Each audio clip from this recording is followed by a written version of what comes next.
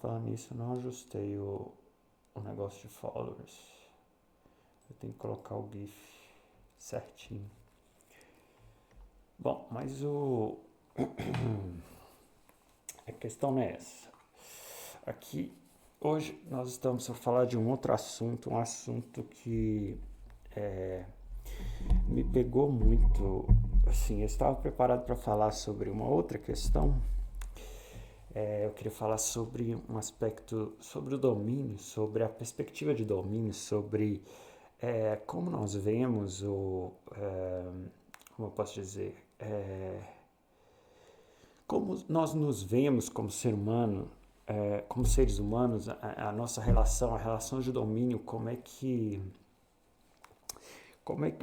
isso é penoso, no sentido de, vamos dizer assim, quando a gente tem a possibilidade de exercer domínio, e eu falo domínio de uma maneira bem quase que ditatorial dentro das medidas de cada situação, mas a ideia de que você está por cima, né? Você tem o domínio, você tem o controle das ações. É, é uma é uma perspectiva muito é algo muito que eu acho que tem um aspecto maligno e que tem uma, né, dentro dessa do que a gente tem falado sobre a maldade, sobre, né, todos esses aspectos ruins da nossa essência como seres humanos, mas eu não vou falar sobre domínio hoje. Eu estava, estava descansando em algum momento ali do fim da tarde, o início da noite, e eu finalizei o jogo que eu tinha comentado recentemente, o Expedition 33, e o final do jogo assim, eu não vou ficar dando spoilers nem nada, mas ele me trouxe uma discussão bem, é, vamos dizer, ele me fez despertar mais uma vez em mim algo que é muito, que eu não vejo as pessoas, eu não sei se as pessoas realmente conhecem, que é a ideia, vamos dizer, a ideia de mimesis. Tudo bem que dentro de as pessoas não conhecem como a palavra em si, mimesis, mas a ideia todo mundo conhece. A ideia de que a arte, a produção criativa, ela é uma experiência, vamos dizer assim, inspirada no nosso mundo, no nosso contingente, e que ela não é real, né? Ela é simplesmente uma fantasia, entre aspas. Não vamos categorizar como fantasia, o gênero é fantasia, mas assim, é algo que é irreal, não é factível. Essa é uma noção óbvia, certo? Mas eu não tenho visto as coisas dessa forma. Eu tenho visto que as pessoas têm cada vez mais se perdido na ideia de que elas têm levado para a realidade e dito como tornado realidade dentro né, das suas próprias experiências e através de que essas pessoas têm pautado isso como sendo uma veracidade, vamos dizer, a questão da piada, por exemplo, né? O artista ele ia ali fazer uma sátira, fazer uma piada, fazer algum comentário, a pessoa coloca ela como, vamos dizer assim, se tem algum tom racista, algum tom que faz brincadeira com alguma deficiência, já a pessoa toma aquilo como se a pessoa que faz, que está interpretando ali fosse o ator real daquela agressão. E no final desse jogo, eu acho que cria-se um diálogo sobre isso, sobre a ideia de que existem duas possibilidades dentro da arte, né? É, mas que se expande para todas as coisas, até porque o nosso mundo hoje em dia, ele, querendo ou não, talvez ele esteja já mais virtual do que de fato real, factível, material. É, a se pensar que a gente fica. É comum hoje em dia as pessoas que têm acesso às telas ficarem olhando mais para uma tela durante as horas do seu dia do que não, assim, do seu período acordado. Então, se pensar que o sono, na verdade, a gente não está contemplando nada, a gente fica mais tempo olhando para uma tela do que olhando para a realidade em si. É, assim, né? Eu tô tentando não dar spoilers sobre o jogo, mas quando o jogo termina ali, ele te dá, né, duas possibilidades sobre tornar tornar assim, aceitar aquele mundo como um mundo real ou acabar com aquilo ali. Quase que dizer que aquele mundo não é real. E eu tive, assim, eu sou uma pessoa, né, pessoa não um ser, que tem uma vontade, uma experiência, mas que por mais que seja extremamente contemplativa no sentido das coisas mais dinâmicas, mais, vamos dizer, surreais,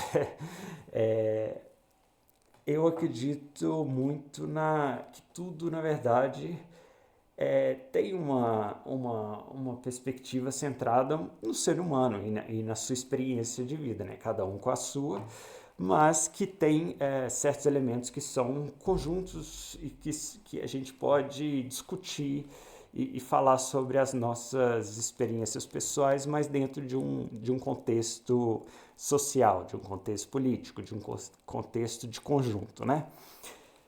Então, ali, vamos dizer, você tem a experiência ali de poder escolher. Então, eu escolhi a ideia de que o mundo real deveria ser priorizado. E aí, mas eu fiquei muito pensando, né? Porque ali você tem vamos dizer, o mundo que é fantástico, ele tem todo um valor, tem experiência, tem pessoas, tem seres ali. Mas se a gente se a gente tira a experiência emocional da coisa e a gente coloca em termos práticos, aqueles seres que estão ali como seres, vamos dizer assim, que têm uma experiência de vida real, que têm sentimentos, que têm expressões, eles são seres que, na verdade, são criados, são frutos de uma expressão, não são reais. Vamos dizer, eles não são. Vamos dizer, eles são seres animados, mas eles não possuem uma ânima, de fato, não possuem uma alma. Então, apesar de que a gente faz associações múltiplas ali com esses personagens, eles são simplesmente uma, uma cópia da realidade. E por isso eu trouxe esse tema, né, de mimesis. E aí eu queria, assim, eu peguei um vídeo muito educativo sobre a ideia de mimesis, de onde que vem e de como que a gente pode explorar isso e até trazer um pouquinho para essas questões que a gente tem discutido sobre política, sobre fake news e todas essas coisas assim que infelizmente tem permeado a nossa sociedade, como dito no último vídeo, estúpida. Essa obra aqui, só para citar antes de falar um pouco mais sobre, é uma obra da Remedios Varo, que é uma pintora espanhola barra mexicana. Ela nasce na Espanha, mas ela vive praticamente sua vida inteira artística no México. E ela é uma pintora, né, considerada surrealista, mas é aquela questão, o surrealismo é uma daquelas expressões artísticas que a gente chama de surrealismo, mas o surrealismo ele aconteceu num momento específico ali né, na modernidade, né, no início ali do século XX, modernidade no sentido das revoluções modernistas ali da arte. Ele acontece num espaço específico ali, né? Aquele conjunto de artistas que todo mundo conhece, o Salvador Dalí e o Buñuel como as maiores expressões, mas nasce ali e tem depois uma certa veneração às questões freudianas. Freud mesmo fala que ele não tinha nada a ver com aquilo ali. Então, o surrealismo nas artes como movimento é só aquilo ali. Agora, toda essa expressão que tem uma... A gente acaba chamando tudo isso que tem uma expressão que tem elementos da realidade, mas ao mesmo tempo eles têm elementos que são oníricos, né? Que remetem a uma experiência quase que dos sonhos, que é uma experiência da qual a gente não tem o controle, né? Uma experiência que ela é simbólica, ela é expressiva, ela não, não existe uma necessidade de uma ordem específica, é praticamente caótico. Então esses artistas que expressam isso eles acabam sendo intitulados de surrealistas, mas na minha experiência, na verdade, eu os caracterizaria como grotescos. Mas isso é um assunto para outro momento também. Já temos vários temas aí. E então Remédios Varo é uma dessas artistas e ela é muito pouco falada, mas ela tem um valor incrível e até trazendo essa coisa da experiência de um mundo fático, né? Um mundo real, materialista e a experiência da fantasia. O surrealismo, né? Vamos continuar chamando assim, ele, ele não está em nenhum dos dois lugares. Ele não está na experiência de uma ordem da fantasia e nem de uma ordem do real, do físico, do material. Ele está num espaço que é próprio dele. E eu acredito que é isso que nos faz, vamos dizer assim, a arte que é expressa nisso, ela se coloca num lugar tão próprio dela, a expressão artística que tem essa essência surrealista, ela está num lugar tão próprio que ela consegue atingir, vamos dizer assim, locais da nossa experiência que são extremamente profundos e que a gente pode refletir e cada um pode fazer a sua própria interpretação e diálogo com aquela obra, de maneira que obras, às vezes, que tentam uma representação, que podem conseguir, por exemplo, elementos, né, da contemplação da beleza, das formas, das cores, da luz, eles não conseguem porque eles ainda se mantêm dentro de uma organização muito fática, mesmo que seja, né, uma cópia do real. Mas eu falei demais, eu não queria ter falado tanto sobre Remédios Varo, mas enfim, aí vamos reagir a esse vídeo aqui, que eu acho que ele elucida muito bem essa questão da mimesis. Vamos lá, eu vou pausando aos poucos, tá em português mesmo, e é isso aí. E esses efeitos são bons ou ruins? Peraí, ele começa com o que é arte. O que é a arte? O que ela pode fazer conosco? Que efeitos pode provocar? E esses efeitos são bons ou ruins? Um dos primeiros registros que temos de pensamento sobre esses problemas é um livro chamado Poética, escrito pelo filósofo grego Aristóteles, que viveu entre 384 e 322 a.C. Aristóteles foi um aluno de Platão e, em grande medida, a Poética é uma resposta ao pensamento do seu professor. Platão refletiu muito sobre o que seria uma sociedade ideal, quais leis ela deveria adotar e o que deveria ser permitido ou proibido. Lembrando que, como já foi dado como uma referência e uma sugestão de leitura, é a República de Platão. Um livro muito interessante, onde, apesar que ele tem pensamentos ali que são extremamente, talvez assim, não práticos para a nossa realidade, é uma leitura que te faz refletir sobre muitos aspectos da formação da sociedade, do bem, do mal. É bem interessante. E a arte era uma das coisas que ele julgava prejudiciais e que deveria ser proibida. Ele entendia que a arte era imitação. Uma pintura, por exemplo, é a imitação usando cores de objetos. Outra coisa importante é essa relação quando ele faz essa relação da imitação, ele também não vê um uso prático para a arte. Aquilo que não tem uso prático deve ser evitado, de certa forma. Que observamos. O mesmo vale para esculturas, que imitam a forma do que vemos, ou filmes, que imitam determinadas ações.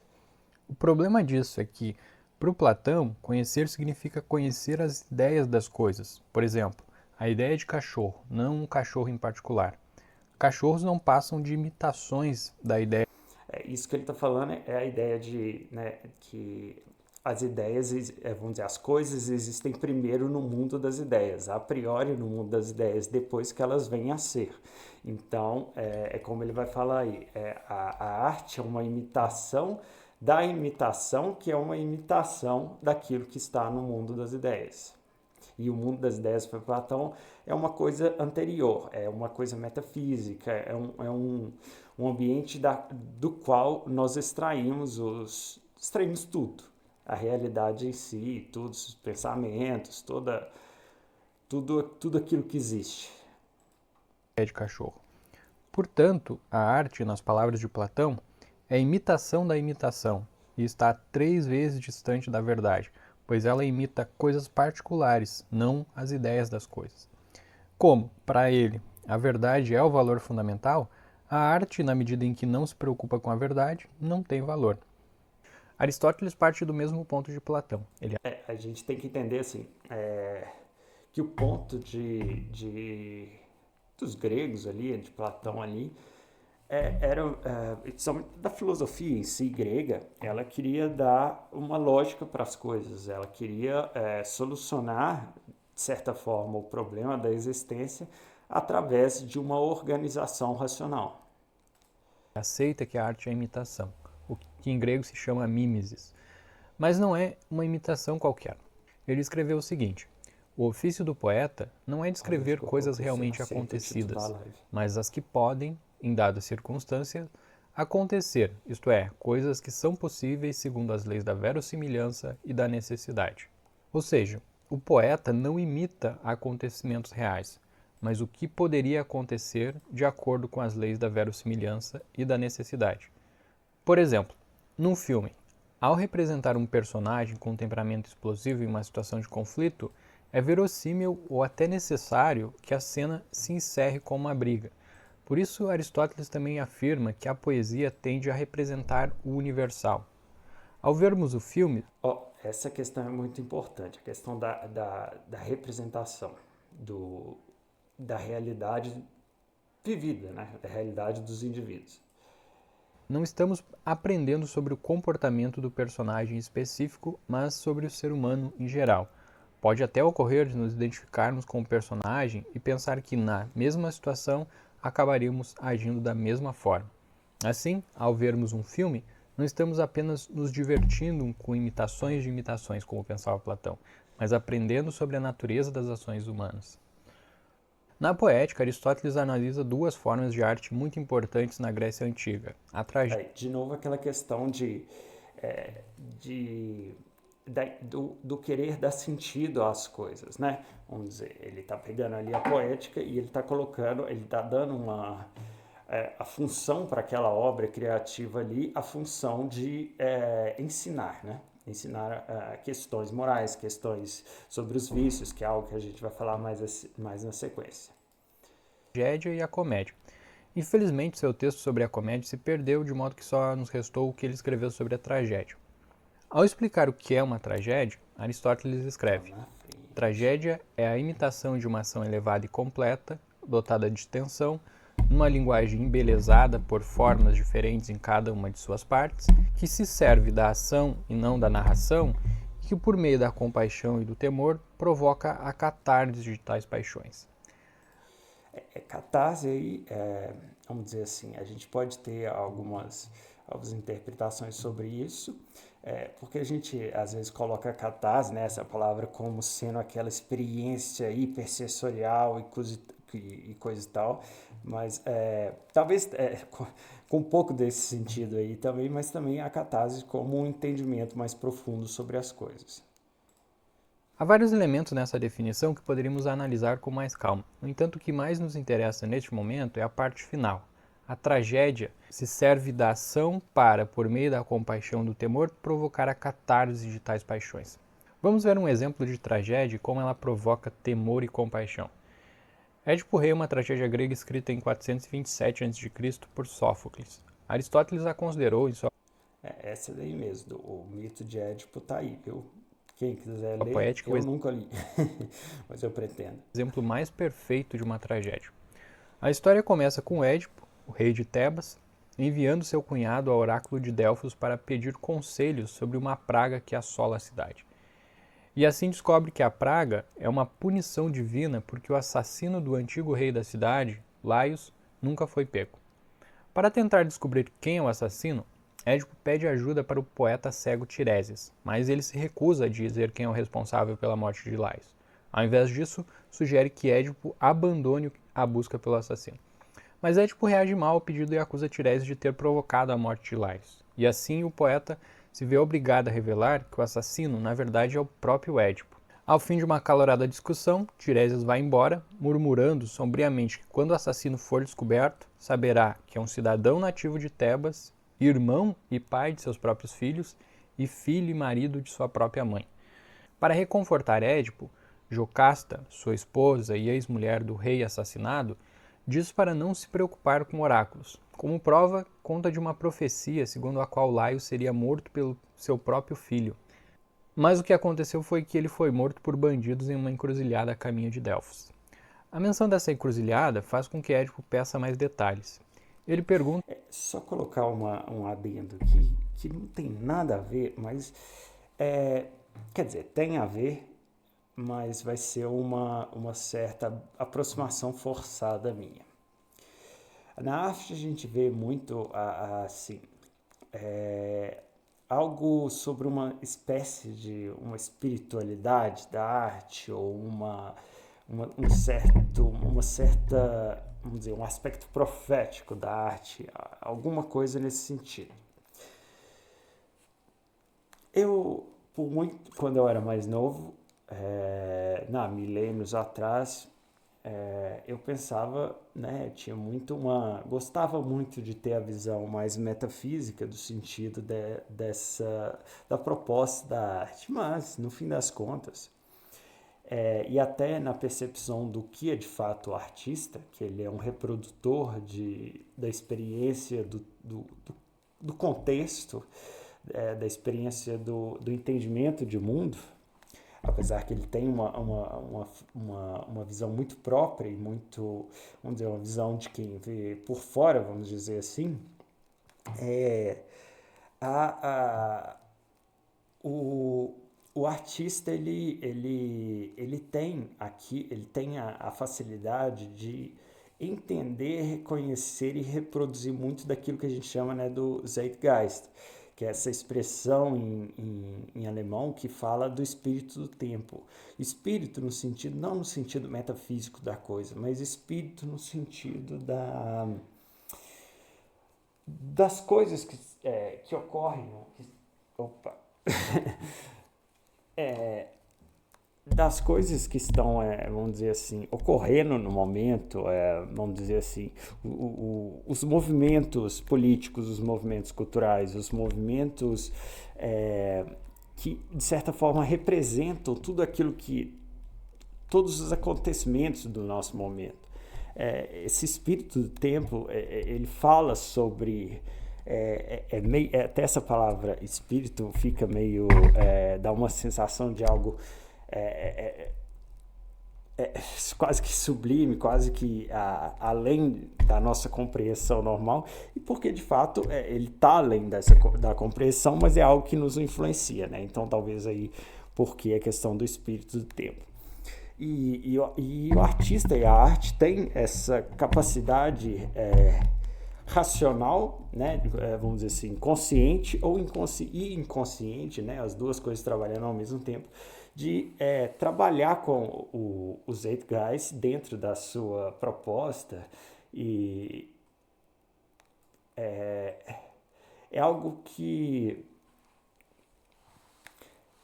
em algumas histórias, principalmente nessas histórias gregas, quando eu vejo, vamos dizer, ali a gente não tinha essa formatação de como a gente vê a arte hoje em dia, Mas sempre que eu percebo alguma fala sobre os profetas nessas histórias antigas, querendo ou não, ele tem uma proximidade muito factual, assim, factual no sentido assim, de terem características e elementos comuns ao artista. Da Jocasta como Laios era, e de repente fica preocupado que as acusações de Tiresias sejam verdadeiras. Édipo então manda que a única testemunha sobrevivente do ataque, um pastor de ovelhas, seja trazida para o palácio. Intrigada, Jocasta quis saber por que a preocupação. E aí ele explica que muitos anos atrás, em um banquete em Corinto, um homem embriagado o acusou de não ser filho de seu pai. Édipo foi a Delfos e perguntou ao oráculo sobre sua paternidade. Em vez de respostas, ele recebeu uma profecia de que um dia mataria seu pai e dormiria com sua mãe.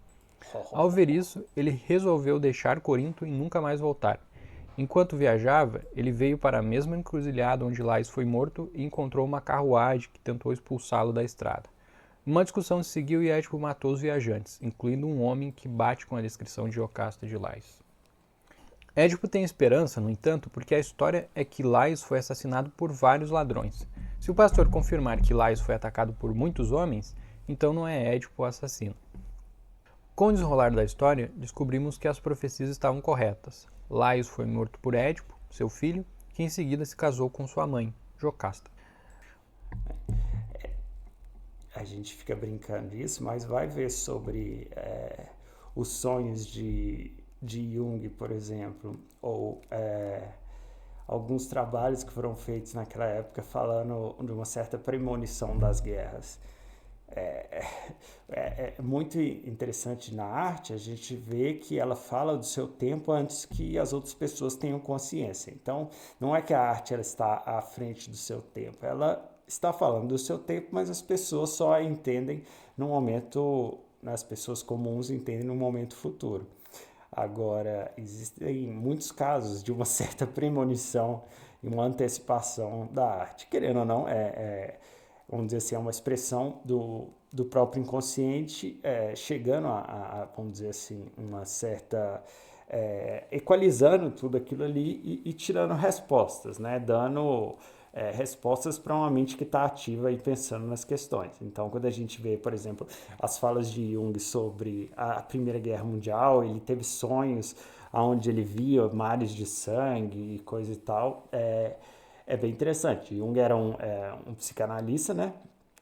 Mas a fala dele, a relação dele com as artes é intrínseca. Ele pintava, ele escrevia, ele compunha também, se não me engano. É bem interessante, de novo, essa questão do profeta artista.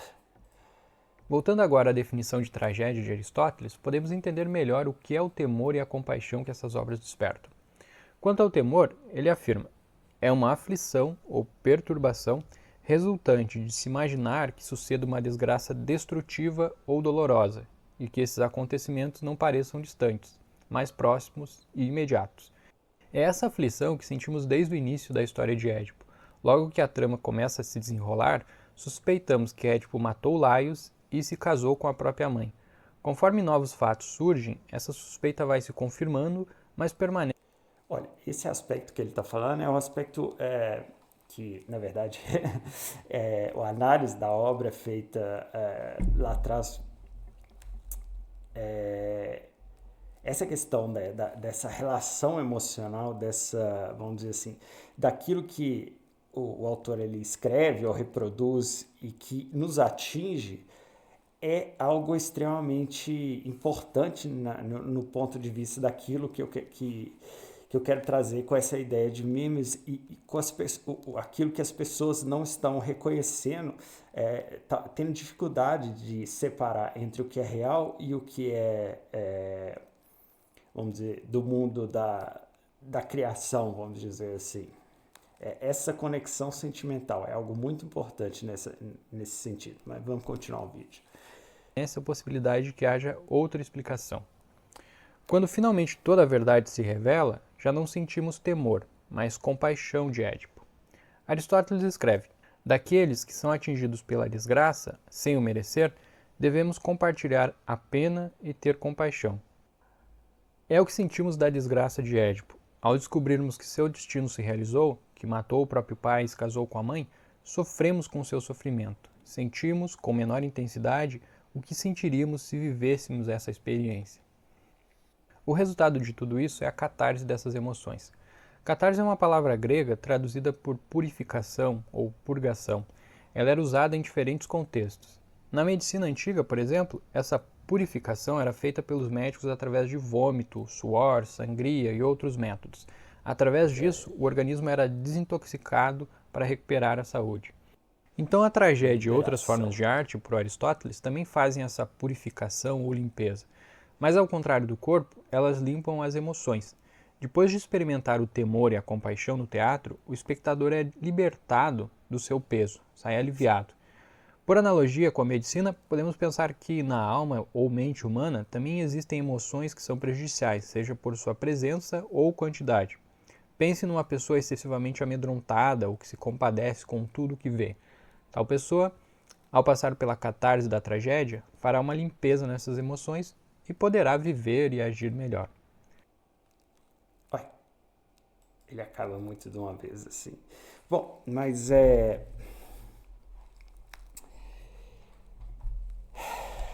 por que eu trouxe essa ideia? Eu só vou trazer depois um adendo ali sobre a questão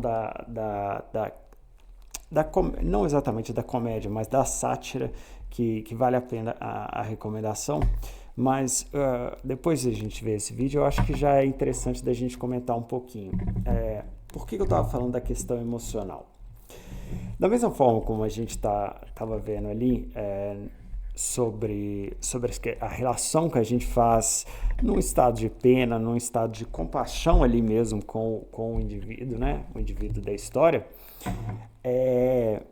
Por que não sentir raiva? É evidente que a gente vamos dizer assim, cada um de nós já experienciou, seja lendo um livro, seja vendo um filme, alguma coisa, sei lá, um desenho, uma série, a ideia da gente ter raiva de um personagem por ele ter características e ações que nós recriminamos ou simplesmente não gostamos mesmo, achamos que tal forma é uma forma ruim de ser, sei lá, seja o que for. Mas nós temos experiências e sensações reais, nós temos, vamos dizer assim, é como se aquela pessoa fosse uma pessoa real e aquilo ali nós tomamos para nós, né? Nós nos tornamos um personagem dentro da história e lutamos com os nossos sentimentos, emoções, nossas vontades, até nos comentários na vida real, nós falamos mal daquele indivíduo. É comum nós fazermos isso. E dessa mesma forma, né, pensando nessa ideia principalmente sobre aquilo que nós desgostamos na fantasia, nós temos levado, né, de novo nessa coisa, no extremismo que nós temos visto na sociedade, né, e vamos dizer assim, nesse espírito de reatividade, nesse espírito de que tudo deve ser de uma forma específica, a forma que eu conheço, a forma que eu sigo, a forma certa, a forma... em momentos, né, em décadas atrás, a gente tinha muito, vamos dizer, as religiões tinham essa coisa de falar, nós somos os certos, vocês são os errados, você precisa seguir isso, ou você precisa seguir aquilo. Agora não, agora nós temos todos os níveis e as expressões da sociedade falando de ideários, de coisas definitivas, no sentido de que a sociedade só pode seguir um caminho, a sociedade tem que seguir por aqui, porque aqui é o certo por causa disso, disso, disso, se é que falam do disso, disso, disso, porque é como a gente tem comentado. A sociedade hoje em dia ela é muito rasa, dificilmente ela sabe de fato aquilo que ela está falando. Então, esse aspecto desse estar no raso e não conhecer de fato as coisas, não experienciar, não somente os elementos teóricos sobre as questões, como, por exemplo, como política, sei lá, psicologia, sociologia, não só as questões teóricas, mas também as questões de consumo artístico, talvez, no sentido de não consomem literatura profunda, não consomem arte que tenha uma expressividade que vai além de um simples gosto estético. Não consomem esse tipo de coisa, não se aprofundam nesse tipo de coisa e são incapazes de reconhecer esses sentimentos e esses pensamentos complexos.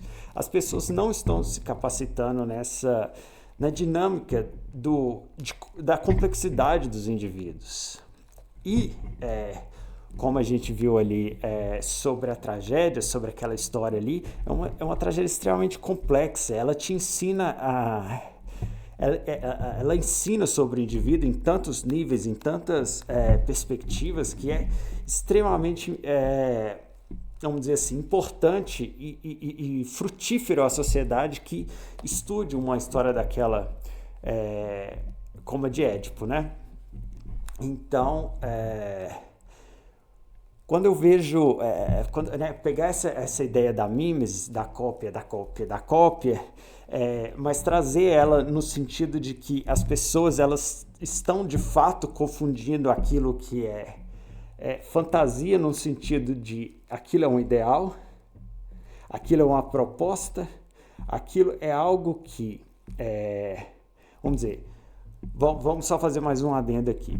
Eu estava ouvindo hoje uma fala do Zizek, que é um pensador de esquerda, um cara extremamente inteligente, meio maluco, muito maluco na verdade, extremamente meio taradinho. As falas dele só tem conexões que vão para o sentido mais da sexualidade, mas são exemplos fantásticos. Ele estava falando que no mundo de hoje em dia falta muito da praticidade dos ideais. Existe muito da teorização, existe muito de uma fala abstrata, mas existe muito pouco da vivência e da realização de fato daqueles elementos que a teoria e os ideais falam. Fica tudo no mundo de uma experiência que é, de novo, abstrata, ela não é concreta. E isso se alinha sobre essa questão da mimesis no sentido de que quando a gente deixa, vamos dizer assim, de vivenciar as coisas reais da vida, a gente deixa de praticar, por exemplo. Se eu tenho um ideal de que... que legal, alguém se inscreveu no canal aí. Olá, sua transmissão tem uma vibe muito boa. Sinceramente, sei que você é focado, mas preciso dizer que você está arrasando. Quero conversar no Discord, meu nome é Osório. Muito obrigado. A gente vai trocando ideia. Esse canal aqui é um canal para trocar ideia. E, vamos dizer assim, ideia de um nível um pouco acima, né? Não só a gente ficar nesse lugar raso. Se pá, eu vou montar um grupinho lá e a gente troca ideia. Muito massa. Mas vamos ver lá, deixa eu ver se eu consigo retornar ao pensamento aqui. Então, quando a gente está nesse ambiente eu estava falando do Zizek, que ele faz essa relação do concreto. Quando a gente não vivencia de fato os ideais, a gente não vivencia de fato a experiência das coisas e daquilo que a gente pensa, a gente não leva ela para o espaço da discordância, a gente não leva, que é o espaço, né, da vida real, olha, eu vou fazer dessa forma, eu vou lá, sei lá, eu acho que é errado fazer tal coisa, e se eu vejo alguém fazendo, e eu vou lá e confronto a pessoa. Quem faz isso hoje em dia? É difícil a gente fazer esse confronto na vida real. Na internet é fácil, mas faça isso na vida real. É muito complexo, muito difícil. Então tudo fica num ambiente muito abstrato, e a gente acaba pegando, e até fazendo uma associação com a internet, né? A internet, ela de certa forma é um mundo abstrato. Então a gente... permite que tudo fique no abstrato, e esse abstrato, na verdade, se torne o real, sendo que ele é só uma projeção, ele é só Uma mimesis é só uma projeção de uma ideia. Ele não é o real. O real está fora disso. O real está naquilo que nós temos como, vamos dizer assim, factual, que é corpos, pessoas, material, bafo, cuspe, é gente de fato. E é até estranho falar isso num ambiente tão abstrato, num ambiente tão assim como a internet, mas é o meio, para isso que esse meio serve, que é para facilitar a comunicação, mas ele deve ser pensado e racionalizado no sentido de a gente não deve usar assim demais a coisa. Mas enfim, eu acho que eu fui para um lado completamente um pouco diferente do que eu queria, mas enfim. Então a gente tem que tomar cuidado, porque ao idealizar demais e viver pouco, nós nos perdemos muitas vezes. Nós começamos a acreditar que aquilo que está aqui dentro é mais importante do que aquilo que está fora, que é aquilo que é o material, o de fato. E, querendo ou não, a gente só consegue ter a veracidade das coisas através da experiência real. A experiência fictícia, ela nunca vai ser tão produtiva quanto o real. Não querendo dizer e ficar entrando naquelas coisinhas também de velho que fica falando que a experiência é maior que a teoria e coisas e tal. Mas, querendo ou não, a gente precisa ter o tato, né? A gente precisa vivenciar as coisas. Bom, só para fazer uma relação daquilo que ele tinha falado a respeito, ele tinha falado da comédia e do drama, não, gente, esqueci o nome agora, da tragédia. Na tragédia, a gente vê ali inúmeras questões ali que vamos dizer, nos ensinam no sentido de vamos dizer, a gente vê a experiência do outro, a gente vê a experiência do próximo numa realidade composta ali da história, mas vamos dizer, é uma história coesa, concisa, que tem uma progressão. Agora, às vezes, quando a gente olha no ambiente da comédia, existe um absurdo, existe coisas que extrapolam a realidade comum, que extrapolam esse ambiente normal da coisa e que é extremamente interessante. E tem um texto do Horácio, que é um filósofo romano, que ele é a sátira, né? Onde ele compõe um pouco sobre a questão da comédia. E ele dá ele traz um elemento da comédia como sendo também, de novo, ter uma função social, uma função educativa até, que é a função de condenar os vícios. Então, às vezes, na comédia daquela época, assim, hoje em dia a gente tem isso como de uma forma bem diferente, bem mais escrachada, vamos dizer, mas naquela época, por exemplo, histórias que contavam dos bêbados que faziam não sei o que, de não sei o que lá, ou que entravam numa situação que gerava uma certa, vamos dizer assim, que estava envolvida em um vício, seja um vício por bebida, um vício sexual, um vício da mentira, havia essa, vamos dizer assim, essa extrapolação do indivíduo, vamos dizer assim, não do indivíduo, mas da situação, colocava-se de forma caricata, de forma que as pessoas podiam aprender através do riso. Então, esse texto é muito interessante, é um texto que é bem complexo, mas existem inúmeros estudos. É a sátira de Horácio. E, como recomendação, misturando todas essas coisas, eu queria trazer essa série aqui, que foi uma série que ela foi muito importante, assim, porque eu vi ela toda no momento durante a minha adolescência, né? Essa é a minha adolescência tardia, porque eu tenho milênios de anos.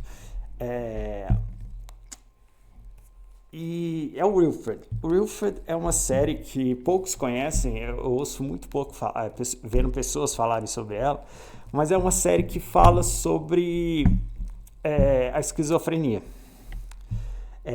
Ela é uma série de comédia, uma comédia assim bem legal, bem bobona, ao mesmo tempo que ela tem coisas bem interessantes, bem inteligentes. A história se passa, né, com o nosso Harry Potter aí e o seu cachorro, né, o Wilfred. E o Wilfred, ele caminha entre um mundo do que é real, né, de fato ser um cachorro que fica ali convivendo com as pessoas, e na visão do personagem principal, ele é esse cara aí, um cara vamos dizer assim, de quase 30 anos, vestido de cachorro e extremamente tarado. E maconheiro. Eles fumam muita maconha durante a série. Muita mesmo. Na verdade, boa parte da série se passa com ele sentado no sofá fumando maconha. Então, essa série, ela dialoga muito bem com essa coisa da pergunta do que é real. Do que de fato vamos dizer assim, qual a experiência? É a experiência real, é a experiência daquilo que ocorre na minha visão, no meu interior, ou a experiência fatídica do espaço. Eu acho que essa série cria um pouco desse diálogo, apesar que ela está lidando com uma questão que de fato é, né, uma questão psicológica, uma patologia. Nessa série a gente consegue fazer inúmeras... porque nós mesmos nos perguntamos se essa coisa grotesca que acontece ali, que é a relação dos dois, e quando a gente se coloca na visão dele, de não saber se as pessoas não estão se tocando, que aquele cara ali vestido de cachorro é um cara vestido de cachorro, não é um cachorro.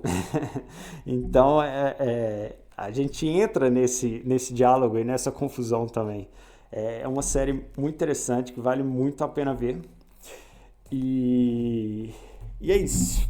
Só para citar um pouquinho mais da Remédios Vara, porque, né, colocar algumas obras dela aqui, ela tinha uma técnica que ela criava umas texturas. Eu gosto muito desse quadro aqui, que a gente consegue ver... não faz isso comigo, não. Que chato. Abrir uma nova tab. Aqui. Ela cria umas texturas que são assim... Existe uma técnica até de um dos artistas que eu tenho um maior apreço, que é o Bechinski, que depois eu devo fazer algum episódio mais específico sobre ele, mas eles têm a tendência de criar texturas e depois vir com, vamos dizer assim, colocando elementos da imagem, né, com pinceladas mais fortes. Então eles vamos dizer, se destacam mais, eles se aproximam mais de quem vê. Então ela cria essas texturas no fundo, por exemplo, né, na parede aqui a gente vê que tem um arranhado. Então ela faz isso de inúmeras formas, às vezes até, vamos dizer assim, meio da brincadeira da pintura, ela não sabe exatamente o que vai dar sobre isso, e usam muito a técnica daquilo que a gente chama de veladura, né? Que, por exemplo, ela faz esse fundo aqui todo de uma vez, só que sem dar essa definição das linhas, e essa definição é feita depois que a tinta seca. Você vem e passa simplesmente uma leve camada de uma cor mais escura, criando essa experiência da sombra. E mantém-se vamos dizer, a cor de fundo e a textura de fundo, só que agora você tem o senso de profundidade. Muito do que ela faz é a partir disso. Só que é fenomenal. Essa é uma artista, né, como eu já tinha falado, surrealista, que vem da Espanha, que vive a maior parte da sua vida no México. e que ela é muito pouco valorizada, mas os trabalhos dela são carregados assim desses elementos, dessas, vamos dizer, aquela questão do não existe uma definição, mas existe o espaço para você vivenciar aquilo ali à sua forma, né? Vamos dizer, é como se fosse aquela ideia mesmo de uma janela que você está olhando para um outro mundo, e aquele mundo você pode entrar, vivenciar aquilo ali, aquele mundo espetacular e voltar.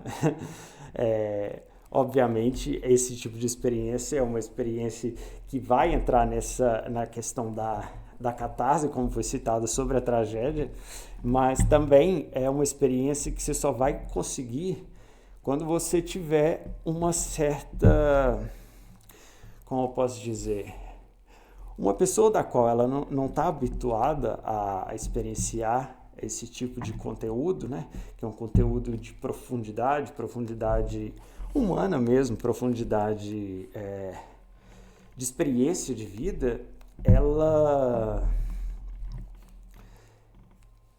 De novo, vou voltar lá no primeiro vídeo. Sem consumir, vamos dizer, ensinar seu próprio cérebro a perceber essas nuances e essas questões que são profundas e que estão refletidas nas experiências das obras, é muito difícil. Aquela coisa, por exemplo, a gente vê muita gente falando, não gosto de música clássica ou não gosto de jazz. Mas a pessoa já parou para escutar, já parou para aprender. Por quê? Primeiramente, você tem que aprender o que é o som. Você tem que começar a entender e através do ouvir, a discernir os sons. Vamos dizer assim, se você vai ouvir uma orquestra, a orquestra é um monte de barulho, mas se você não tem experiência, não está ali, né, absorvendo aquilo ali, você realmente não vai entender, você vai achar que é só um monte de som. Mas aos poucos, você vai ouvindo, existe uma flauta aqui, você vai ouvindo o tambor que está ali, você vai ouvindo o violino, a viola, aí você vai começando a entender que existe toda uma organização e uma ordem naquelas composições ali. Da mesma forma, na apreciação, por exemplo, de um trabalho como esse. Ele não é um trabalho que você vai chegar e vai falar, nossa, vai ficar meio confuso, porque ele é rico de elementos, ele tem uma profundidade que demanda um tempo, demanda uma contemplação, demanda um diálogo interno, demanda muitas vezes uma história que você cria dentro do seu imaginário, demanda todo um tempo real de vida que as pessoas, nesse imediatismo que elas têm vivido, que elas têm experienciado, né, de novo, por conta de como que nós temos lidado com a tecnologia, né, que ela tem gerado esse imediatismo e essa necessidade do prazer. Vamos dizer, que nem aqui, eu estou fazendo esse vídeo, se eu não estou dando prazer para você a cada 3 segundos, não vale a pena ver esse vídeo, não vale a pena ver esse diálogo aqui, toda essa proposição. Às vezes, se eu estivesse fazendo, não dizer assim, piada a cada 3 segundos, aí tudo bem, mas não vale a pena. Eu acho que o que vale a pena é a gente falar sobre coisas que importam e coisas que são de fato experiência de vida. Bom, é isso que eu tinha por hoje. Se tiver alguma pergunta, se quiser trocar alguma ideia, alguma coisa aí, vamos ficar agora por isso, porque senão eu vou finalizar.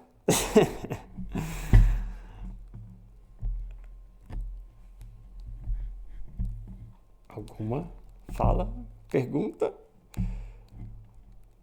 sugestão, xingamento?